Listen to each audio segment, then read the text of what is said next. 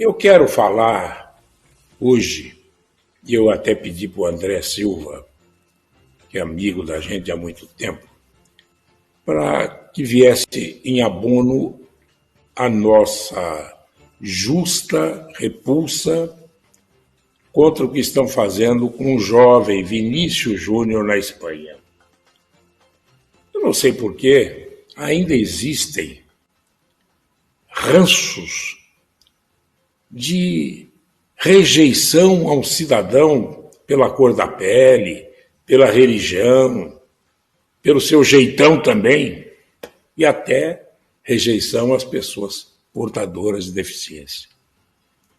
E começaram a pegar o Vini Júnior, chamando-o de mono, lá eles chamam mono macaco. Imagine. E absurdo isso. Mas eu me lembrei de uma entrevista, certa feita, do André Silva, e eu perguntei a ele sobre esta rejeição, sobre, enfim, essa discriminação. E ele me dizia que as pessoas negras sempre, desde a infância, são trabalhadas para que aceitem a situação, ou pelo menos driblem a situação. André Silva, nossos cumprimentos, André. Olá, Morandini, bom dia, tudo bem com você?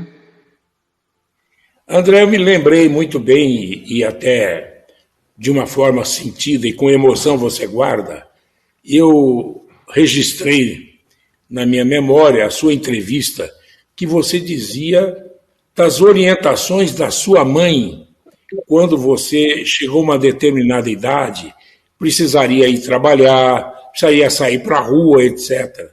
Eu gostaria que você me repetisse quais os conselhos de uma mãe, de uma pessoa negra, para o filho principalmente.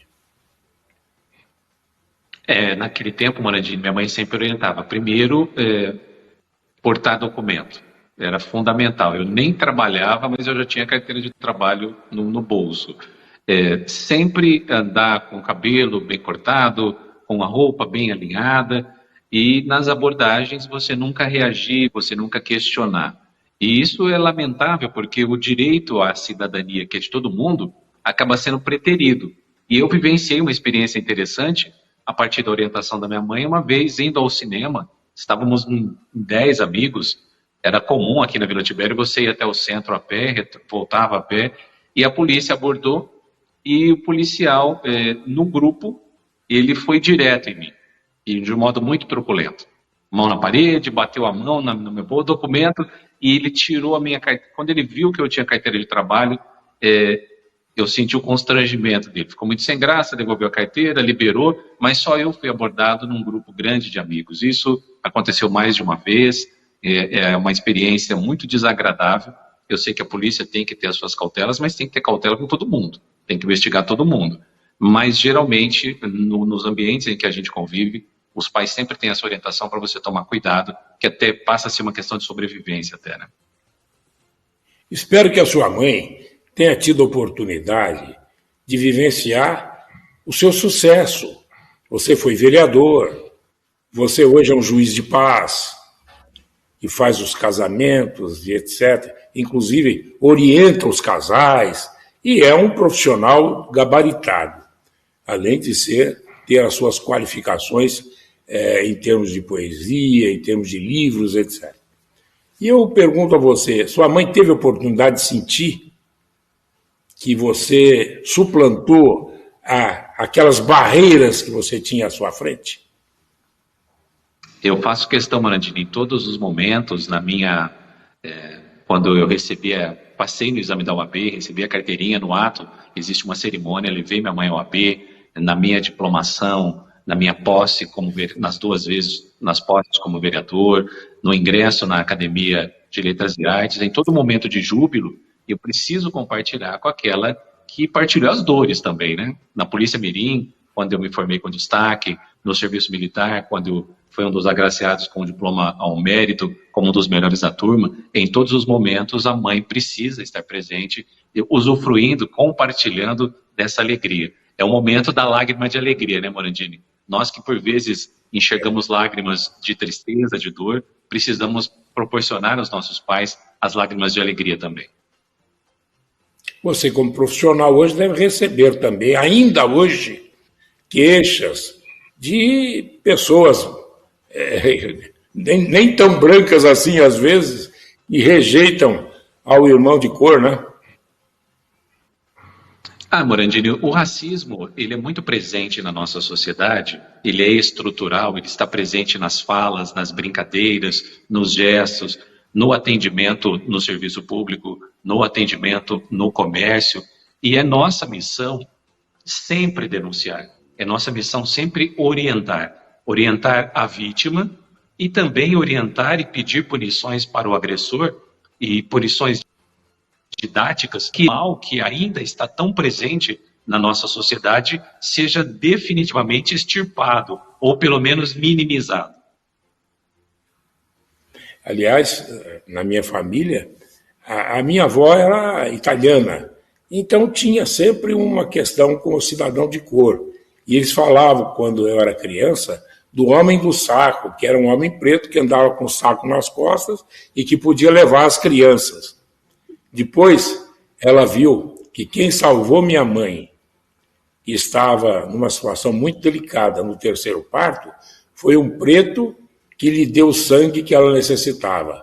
E me lembro o nome dele, Zé Uberaba, que foi uma figura muito conhecida em Ribeirão Preto, que treinava crianças para futebol e outras coisas nos parques infantis da época.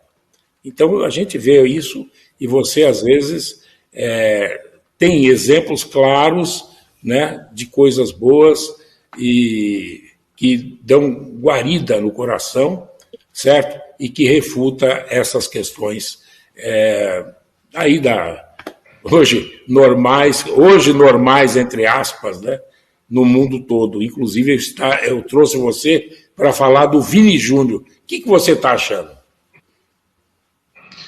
Eu estou admirado com a coragem do Vini, porque muitos outros sofreram o que ele sofre e se calaram, alguns até para sobreviver, para manter o seu contrato profissional, para manter o seu salário, acabaram curvando as cabeças, acabaram sucumbindo diante de tantas ofensas. Outros levaram na brincadeira, como o Dani Alves, na vez que jogaram banana, ele tirou a banana e comeu, mas o Vini dá um grito e principalmente se coloca contra a estrutura, porque ele critica não só a torcida, ele critica a La Liga, que se omitiu, e agora o mundo se mobiliza.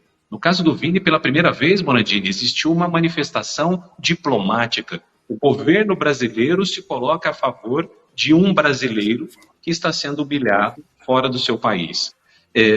Num primeiro momento, você percebe até a própria imprensa espanhola amenizando o caso, jogando a culpa na vítima, e num segundo momento, diante do cenário mundial, da repercussão mundial, a FIFA, vários órgãos de imprensa, vários órgãos políticos e diplomáticos em todo o mundo se posicionam em favor do Vinícius Júnior.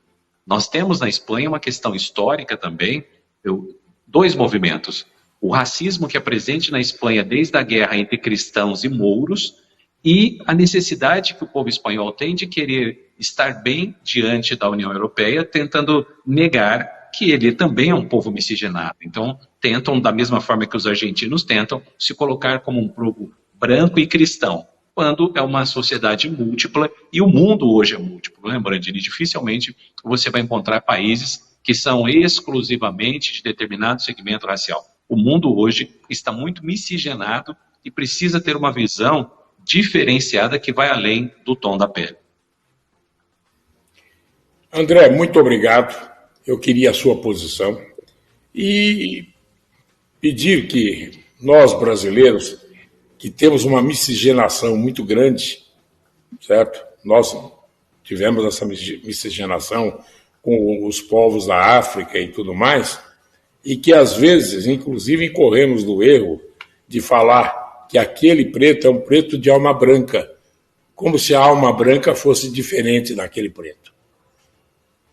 Essa frase é fruto daquele período em que tiravam a humanidade do negro e que tentavam até dizer que ele não é cristão.